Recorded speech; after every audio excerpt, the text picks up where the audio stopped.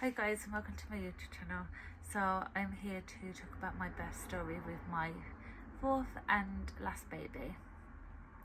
So my little boy is now a month old, so I have tried filming this video so many times, but because I have 4 children it's been quite difficult. So let's just get into it.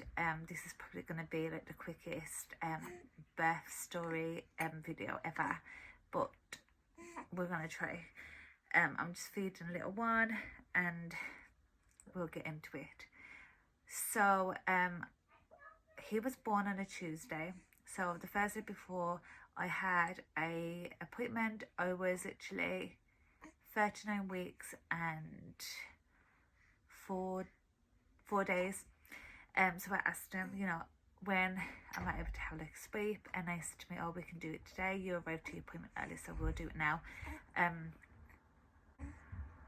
So I said yes, okay. So they did a sweep. They told me I was already a centimetre dilated, and that I should expect like bloody show and stuff like that. And that's what I had. I had a lot of blood and a lot of discharge coming from me from the first day. I did start having contractions, but they tapered off the next day. So then I had like contractions on and off from then, but nothing that would say baby was coming. I continued to have the bloody show, it just continued. I did cord triage. They said it was normal, and not to worry unless it was like period, like consistency. Got to the Monday and I was still not showing any signs of baby coming. I was 40 weeks and a day at that point, had no signs of him coming, and then I woke up early hours of the Tuesday with contractions. I don't think anything of it. I thought, they're just going to go away, but they didn't. So my husband went to get my in-laws to come over to watch my other children, take them to school and everything. And then my husband told me to call the triage, so I did, and they said, oh, just take paracetamol, because things like in early stages. I didn't take the paracetamol because I've done that in previous pregnancies and I know that just doesn't work for me. So I just tried to sit at home and, get through it myself. And then the contractions ended up getting close together. My husband was timing them and I was like, I'm sorry, I'm concerned about you. I just want to make sure that you and baby are safe. So I'll call triage again and I'm taking you in there. He'd already started driving up there before he even called triage. So when I called them the second time, they said, okay, come in to be checked. They checked me over and they said I was 2 centimetres, but that they was going to admit me to the ward because I've had previous pregnancies, and they were saying that you're more likely to have like faster labour when you've had previous pregnancies. So the plan was for me to go onto the ward and wait for my labour to get established basically. And in the UK they say that established labour is at 4 centimetres. So I sat there for a little bit. I obviously had to be on the heart monitor for the baby for about half an hour. They took me off that. They encouraged me to stand up as much as I can, and it was painful, like really painful, but I did it anyway. I tried to sit upright as much as I could, and then the midwife said, do you want me to check you again? She was quite hesitant to check me again.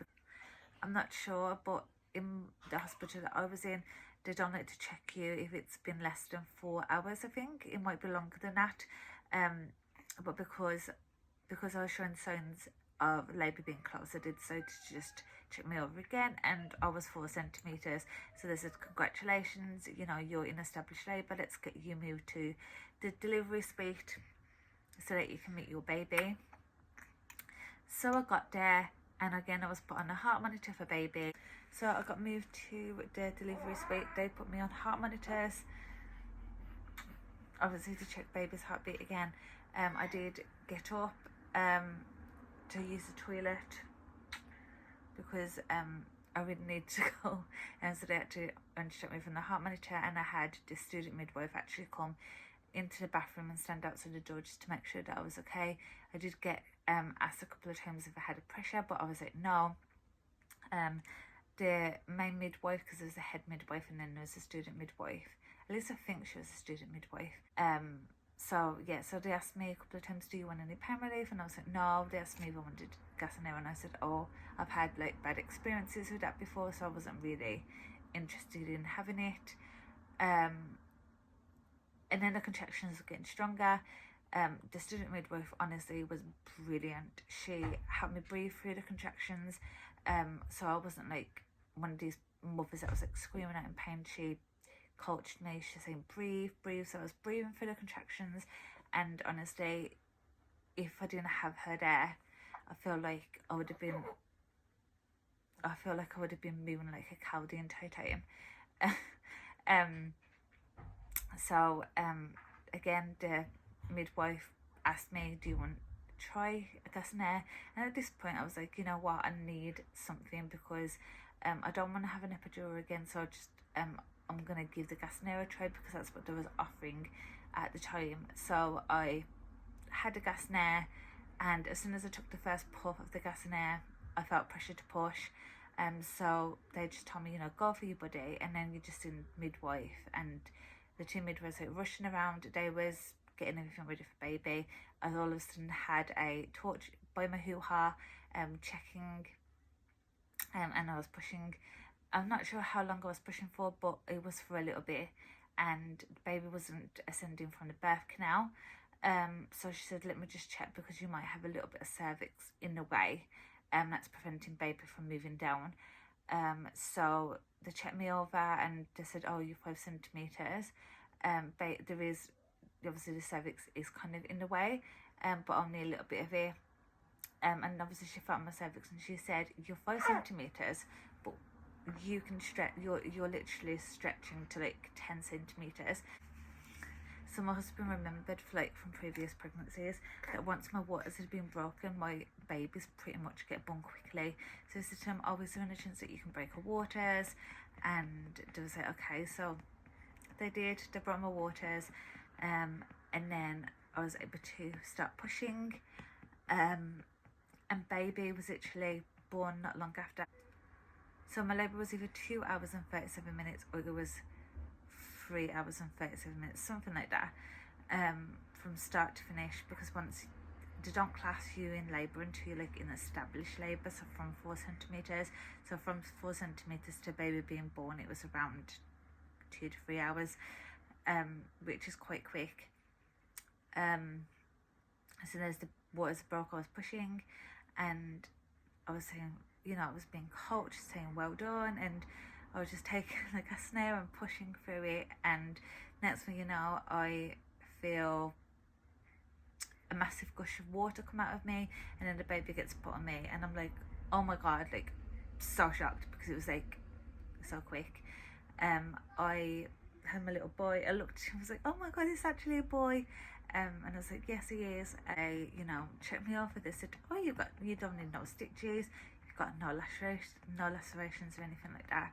They said, all you've got is like a little bruise on the I think the labia, so I didn't need any stitches or anything like that. Yeah, it was quite good. I got to have skin to skin with baby. My husband got to have time with baby. They weighed him. He weighed £7.15, which means he was my second lightest baby. But yeah, that was my birth story. I got through it with gas and air. But yeah, he was my second lightest at £7.15. So it's crazy. It's actually crazy. But he's a month old now. When he was weighed last, he was £9.50. No, £9.5. Sorry. Last time he was weighed, he was £9.5. That was 2 weeks ago, so I'm guessing he's going to be much heavier than that now. Looking at the size of him, he looks like the same size as my son was when he was born, or maybe a little bit small, a little bit bigger. So I'm guessing he's probably in like £10 range now. I have an appointment to have him weighed again coming up, so we'll see how much bigger he gets. But yeah, that's literally the gist of my birth story. Thank you for watching, and I'll see you guys again in another video. It's probably going to be a shopping haul or a day trip, or I don't know, something like that. We've got a lot of things that we want to do this summer holiday, because the two bigger children have broke up for the summer holidays now. So yeah, thank you for watching, guys. Goodbye.